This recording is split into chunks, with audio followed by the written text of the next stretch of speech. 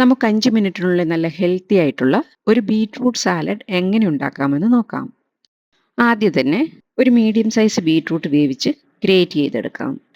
ഇത് ഞാനിപ്പോൾ ഓവനിൽ വെച്ചാണ് വേവിച്ചെടുക്കുന്നത്. ബീറ്റ്റൂട്ടിന്റെ തൊലി കളഞ്ഞു കഴുകി ഒട്ടും വെള്ളം ഒഴിക്കാതെ തന്നെ 4 മിനിറ്റ് മൈക്രോവേവ് ചെയ്തെടുത്തതാണിത്. ബീറ്റ്റൂട്ടിന്റെ ഒരു പച്ചച്ചവയുണ്ടല്ലോ, അത് മാറാൻ വേണ്ടി ചെറുതായി ഒന്ന് വേവിച്ചതാണ്. ഇനി ഇതുപോലൊന്ന് ഗ്രേറ്റ് ചെയ്തെടുക്കാം.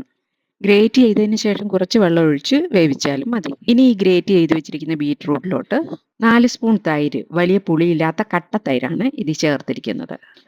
പിന്നെ ആവശ്യത്തിനുള്ള ഉപ്പ് കൂടെ ചേർത്ത് നന്നായിട്ട് മിക്സ് ചെയ്ത് മാറ്റി വെക്കാം. ഇനി ഇതിലോട്ട് കടുക് വറുത്ത് ചേർക്കാം.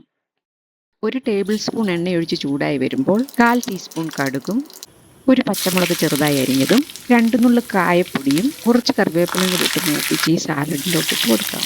ഇത് നമുക്ക് ചോറിൻ്റെ കൂടെയും വെറുതെ കോരി കഴിക്കാനും പറ്റിയ നല്ലൊരു സാലഡാണിത്. നിങ്ങൾക്ക് എൻ്റെ ഈ വീഡിയോ ഇഷ്ടപ്പെട്ടാൽ ലൈക്കും ഷെയറും സബ്സ്ക്രൈബും കൂടെ ചെയ്യാൻ മറക്കരുത്. Thank you.